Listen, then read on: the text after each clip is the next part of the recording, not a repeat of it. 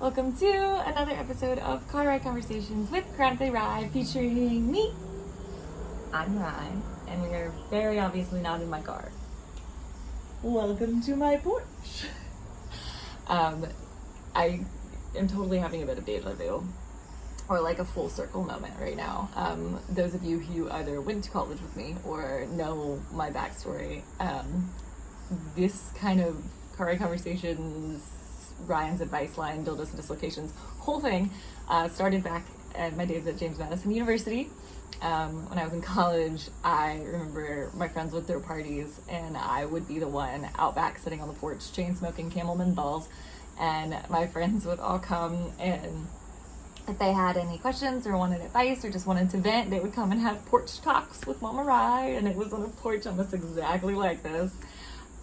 So I'm totally having some deja vu and feeling like my life has come full circle recording right here for you guys. But I thought it was nice out and Rye's training, so I figured we make do with the space that we have.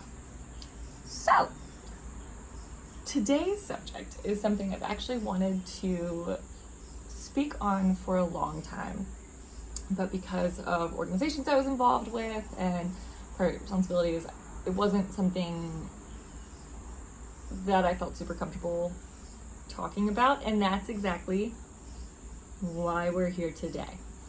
So today I want to talk about a little bit about what it's like to live with a dynamic disability, or a disability that waxes and wanes with good days and bad days. Specifically, what it's like living life as an ambulatory wheelchair user. For those of you who don't know, some terminology that I'll be using in today's episode. A dynamic disability, like I said, is one that waxes and wanes. It's one that your symptoms are not the exact same thing every single day. There are days where you may have more function. There are days when you have less function. You may hear terminology such as, going through a flare-up on your bad days.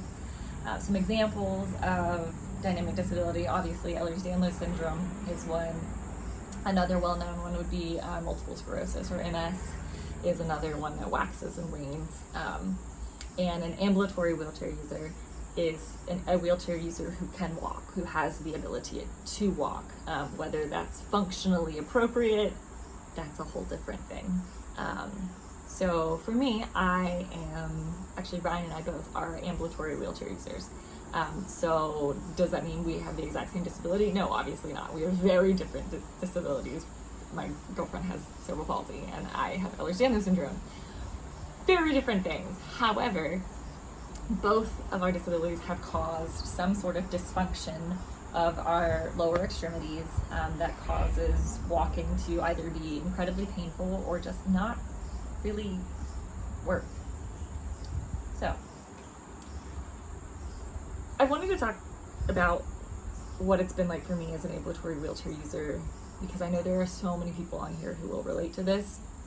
Dynamic disabilities are actually far more common than static or non-waxing and waning ones. It's just something that's not talked about, because in the world, we like things that fit into boxes, right? We like things that we can quantify and qualify, and okay, this is what disability looks like. Right? We see a blue badge. We see a wheelchair. We see someone who cannot get out of that wheelchair. Is wheelchair bound, if you will. That is what people see as disability. If you're on this page, you already know that disability does not fit into a box, just like all the other things that we discuss on this channel. It just doesn't. And so, what has my experience been like as an ambulatory wheelchair user? Well, so I've always, since my mobility started to decline, probably back in college, on bad days back then when I first started, I would take a cane with me to work, to class, to help me throughout the day. Or eventually when I was using forearm crutches, I wasn't using them at home. I would just use them when I would leave my house and go out. That eventually progressed to requiring a wheelchair for a bit more safety. When I would go out to like big box stores, go shopping, something like that. And then in my own home, I go back and forth. Sometimes I use a chair, especially if I'm cooking or something where I have to be standing a long time. But usually I don't use any mobility aids at all. Now, does that mean that I don't need my wheelchair? No. My walk is terrible. It's incredibly painful for me to walk, and every time I do, there's no more cartilage in my hips. It's just bone on bone, and it sounds and looks gross and is not actually very functionally efficient at all. I hate it. I actually hate walking. When I'm walking, I feel unstable. I feel like I could fall at any second. I have a tremendous amount of pain in both hips and down both legs. And yeah, I don't walk. I don't like to walk. I feel much more myself, and much more confident, and I'm not worried I'm going to harm myself or fall over or hurt myself when I'm in my wheelchair. Yeah, society doesn't know how to take ambulatory wheelchair users at all, or anyone with a waxing waning disability. Some different aids for different days is a phrase that we use often, and society has no idea how to take that at all, which cracks me up, because if you think about it, our population is aging, okay? I'm a nurse. I work with a lot of elderly patients, and these elderly patients, as they grow older, some days they'll feel stronger and they won't need, say, their walker to go out and about, and other days they do. Does the community have any issue with this? No, because the elderly population and aging makes sense to them and fits into this box, whereas ambulatory wheelchair users and dynamic disability doesn't fit in that box. They don't get it. It does not compute. For example, when I do go to the store, I have a video of how I do this with my old car, but I do it the same way with my new car. I get out of my car, I use my ski rack to walk around to help me balance. I sit on my back tailgate, I take my wheelchair out, I put it together, and I put it back in. So when I go to put my wheelchair back in my car and I stand up out of it, the looks and the under your breath comments that I've gotten from people walking past me as I'm parked in the handicap spot as if I'm not disabled enough. That's a theme of today's episode, is not feeling disabled enough. Yes, for those of you who are able-bodied or not part of the disability community, that sentence sounds insane, right? Just ridiculous. Disabled enough. What does that even mean? Well, I had no idea this was something that people felt or something that I would feel, and it's incredibly common, especially for ambulatory wheelchair users, to the point where there's almost a hierarchy in the disability community of disabilities that are more respected and seen as, okay, this is a disability I understand. Amputees and spinal cord injuries are two big ones that are, okay, you guys fit into our box, so we get you. So you're at the top of that disability hierarchy. And then it starts to go down the ladder. It's so bad, to the point of when I was first a wheelchair user, I felt so much like I didn't fit into the community because my legs worked. We say worked loosely, because I have function in my legs, because I can stand from my chair, whether or not that's particularly safe for me, whether or not that's particularly healthy for me, and whether or not that's particularly doesn't fill me with lots and lots of pain. It's a whole other thing. But somehow, because my legs worked, I felt like I didn't fit into the club. To the point where there were times where I absolutely would realize that I was almost pretending to be more disabled than I was, just to fit in, to not get stared at so much, especially opportunities where there would be lots of people in wheelchairs together. And I felt like such a fraud. I'm like, oh my God, what am I doing? I mean, I know at the time I was just a brand new wheelchair user, and looking back, it's insane, right? But I've talked to so many ambulatory wheelchair users who have felt the need to do the exact same thing, pretending to be a bit more disabled than they are, just so people won't stop and heckle us or say, oh, you're not disabled enough, you can stand up, you don't need that wheelchair. That's ridiculous. It's a mobility aid. That's what it does. It aids in mobility. Whether or not you need it just a little bit, you need it sometimes, or you physically need it all the time. It's an aid. So, it's just something that I needed to talk about, because in the past, when I first started my advocacy journey, I didn't know any better. I didn't know that this hierarchy existed, and I didn't know that there would be people, even within the disability community, who would not take my disability seriously because it was dynamic. I have worked with companies who didn't want me to post pictures of myself standing. Oh, well, you're supposed to be representing the disabled community. You shouldn't post pictures of yourself standing.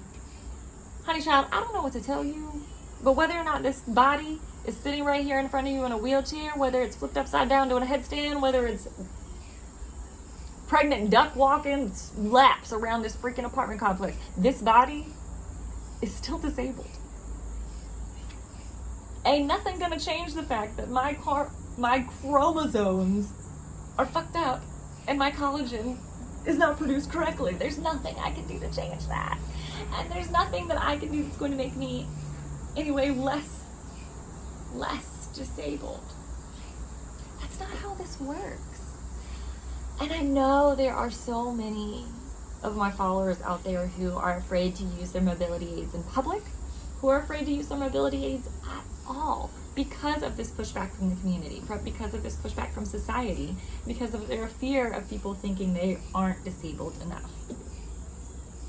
I'm here to throw that notion out the window, because I don't care if you're, no, that's ridiculous. You are, if you need a mobility aid, you need it. That's it. Don't wait around until till you absolutely have to have it. If it's going to help your quality of life, use the freaking wheelchair. Just do it. I never want anyone else to feel that way that I felt when I was first using a chair and felt like I needed to prove that I needed it. That I needed to prove that I was disabled enough. And it's hard, right? It's really hard living with the dynamic disability, because the disability community in itself doesn't know what to do with you. There are many sports in the Paralympics that I'll bring up just because we just ended. There are many sports at the Paralympics that I'm not allowed to play because of my diagnosis, because Ehlers-Danlos syndrome is not recognized as, some sports recognize the disability, but a lot don't. And a lot of times, because dynamic disabilities are hard to quantify, we aren't included in a lot of the disability community's activities.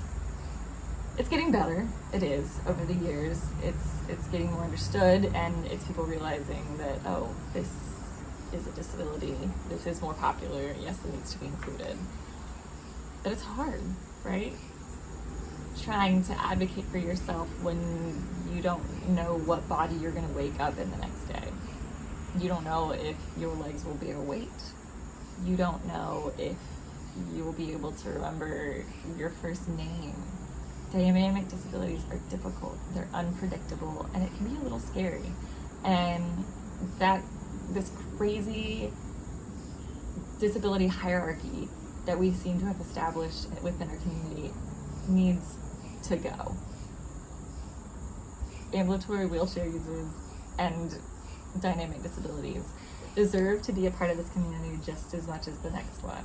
And I just wanted to talk a little bit about my personal experience with the dynamic disability, and hope that my story could help someone out there who is going through that exact change themselves. You're not alone, ever. And if you have any questions about what my life has been like as an ambulatory wheelchair user, anything about dynamic disability as a whole, drop your comments below. You guys know I always love to hear from you. And if you don't want your comments in public, just shoot me a message. I love talking with you guys. So yeah, I guess that's it for today's episode of Car Ride Conversations. Stay tuned. I'm hoping to have another episode of Dildos and Dislocations up later this week. So turn on your post notifications and that little bell at the top. All right, take care, guys.